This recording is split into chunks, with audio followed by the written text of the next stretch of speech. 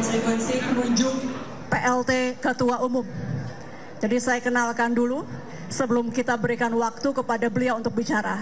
Rapat pleno telah mensahkan PLT Ketua Umum adalah yang terhormat Bapak Agus Gumiwang Kartasasmita. Karena itu penjelasan lebih lanjut akan disampaikan langsung oleh PLT Ketua Umum. Silakan Pak Agus. Terima kasih Mbak Mutia. Assalamualaikum warahmatullahi wabarakatuh. Selamat malam. Salam sejahtera bagi kita semua. Shalom.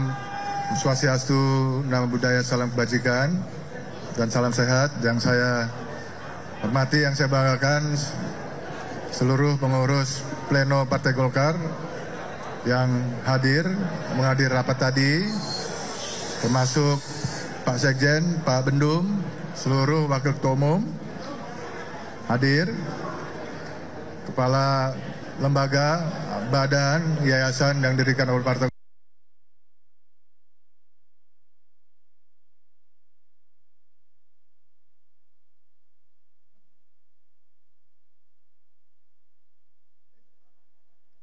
Seperti tadi yang disampaikan oleh Mbak Mutia, bahwa dalam rapat pleno yang baru saja selesai,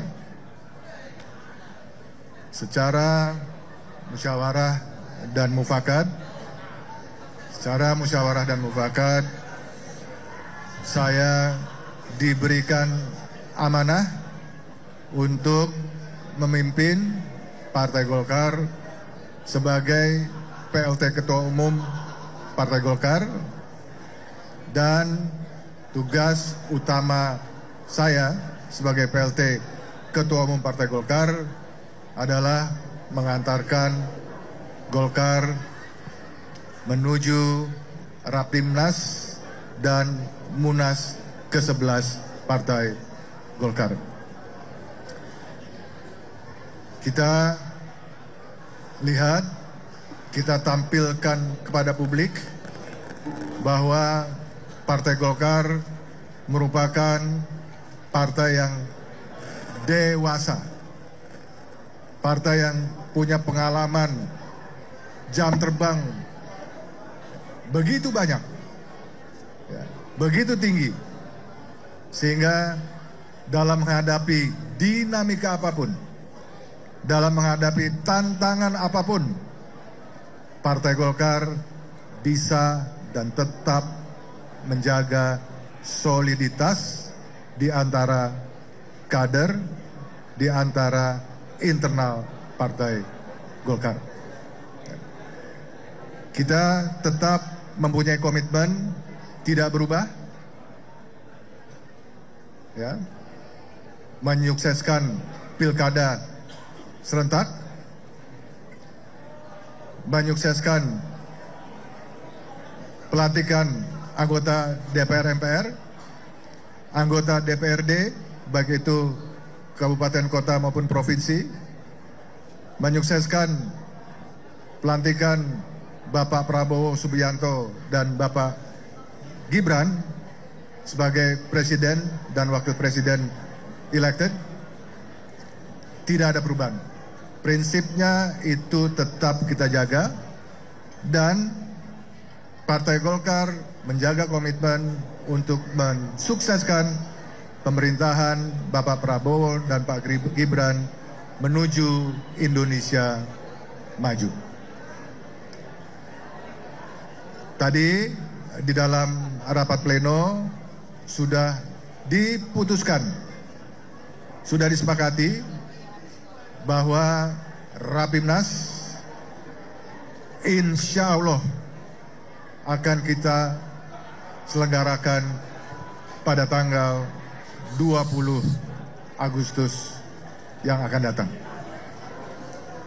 20 Agustus kita rencanakan pembukaan Rapimnas di pagi hari, kemudian malam harinya 20 Agustus malam kita rencanakan agenda pembukaan Munas ke-11 Partai Golkar, yang juga disepakati dan diputuskan akan digelar di Jakarta. akan digelar di Jakarta. Rekan-rekan media, tentu Partai Golkar akan terus-menerus bekerja sama dengan teman-teman media. Ya, kami butuh dukungan dari teman-teman media, ya, agar semua pesan-pesan, semua pemikiran-pemikiran dari Partai Golkar yang bagus-bagus ini bisa dibantu disosialisasikan kepada masyarakat luas. Saya kira itu saja yang bisa saya sampaikan. Terima kasih. Saya berikan waktu untuk kalau ada yang mau tanya jawab, mungkin 3 aja Mbak Mutia ya. Di dalam rapat pleno tadi banyak sekali yang menyampaikan apresiasi terhadap kepemimpinan Bapak Erlangga Hartarto. Tadi diputuskan dalam rapat pleno bahwa nanti dalam gelaran memperingati hari ulang tahun Partai Golkar pada bulan Oktober yang akan datang, Partai Golkar akan memberikan penghargaan tertinggi kepada Bapak Erlangga Hartarto. Partai Golkar mengalami atau menjalani banyak sekali, merasakan suka dan duka, pengalaman yang luar biasa, challenge yang sangat berat, dan itu semua dijalankan dengan baik oleh Bapak Erlangga Hartarto.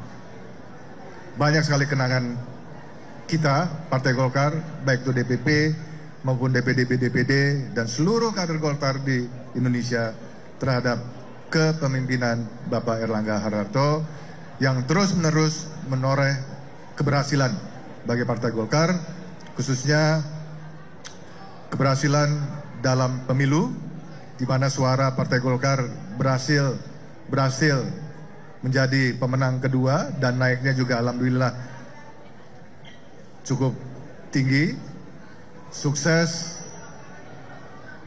Pilpres, ya, kemenangan dari Bapak Prabowo dan Pak Gibran juga merupakan kontribusi yang sangat penting yang telah diberikan oleh Partai Golkar. Saya kira itu, saya persilahkan ya, 3 saja Mbak Mutia ya. Ya Pak ya. 3 penanya.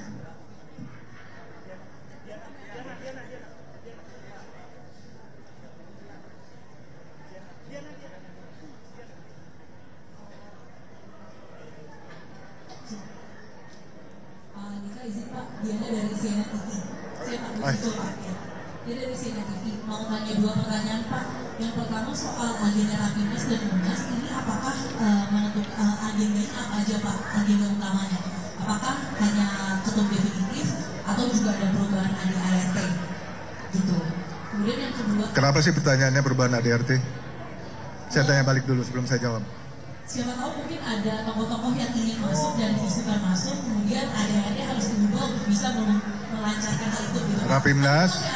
Rapimnas digelar untuk mengesahkan apa yang tadi sudah diputuskan dalam pleno, ya, yaitu jadwal Rapimnas dan jadwal Munas tadi yang sudah disahkan oleh pleno. Jadi Rapimnas hanya membahas satu agenda. Kalau Munas itu yang pasti akan dijadikan forum untuk memilih ketua umum baru, ketua umum definitif. Saya tidak maju. Oke, langsung ya silakan. Pak, sebelumnya saya ucapkan selamat semoga bisa melawan Golkar untuk kehidupan dengan baik. Bapak, saya dianggap dari narasi Pak. Pertanyaan saya pertama adalah apakah menggelar Rapimnas dan kemudian dilanjutkan dengan menggelar Munas sebelum masa pelantikan presiden terpilih dilakukan itu merupakan agenda satu-satunya solusi apa candidate yang bisa diambil oleh Golkar? Karena Mas, jadi faktanya satu fakta yang sangat pahit. Pak Erlangga sudah mundur. saya mau kasih premisi dulu, Pak. Sehari sebelum Pak Erlangga mundur, beliau menyatakan bahwa beliau menghendaki bahwa Munas itu sebaiknya digelar pada Desember. Artinya ada semacam keinginan bahwa sebaiknya Munas itu digelar setelah pelantikan presiden terpilih dilakukan. Dan apalagi kalau misalkan saya baca di ADR. Oke, saya jawab ya. Saya jawab supaya nggak. Saya udah ngerti. Jadi gini, kenapa perlu diputuskan PLT Ketua Umum, ya, dan juga perlu dilakukan Munas segera. Itu karena dalam menghadapi agenda-agenda kenegaraan yang dalam waktu dekat ini kita butuhkan ketua umum definitif.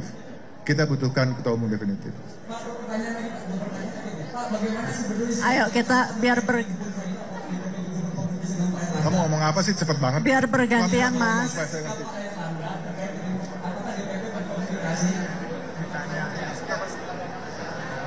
Apakah DPP berkomunikasi dengan Pak Erlangga terkait dengan keputusan pada malam hari ini? Pasti. Terus yang kedua, bagaimana DPP merespon suara dari beberapa pengurus Golkar, terutama dari Dewan Pakar yang menyuarakan pencalonan Pak Jokowi sebagai ketua umum Golkar? Begini, ya. Jadi kewenangan untuk menetapkan kapan Rapimnas dan Munas kan ada dua arah. Yang pertama ada 2/3 usulan dari provinsi, ya. Yang kedua adalah diputuskan oleh pleno, ya. Pleno tadi karena ini force major, sesuatu yang tidak kita harapkan. Pleno tadi secara tegas musyawarah untuk mufakat sepakat bahwa dalam menghadapi agenda-agenda kenegaraan yang penting dibutuhkan ketua umum yang definitif. Oke? Satu lagi? Pak, izin Pak. Satu lagi. Kira dari Detikcom Pak, saya ingin menanyakan tadi kan Bapak bilang tidak akan maju lagi waktu di Munas untuk menjadi caketum. Apakah caketum? Bukan lagi, saya nggak pernah maju. Oh iya, siap salah. Berarti tidak akan maju. Saya tidak maju.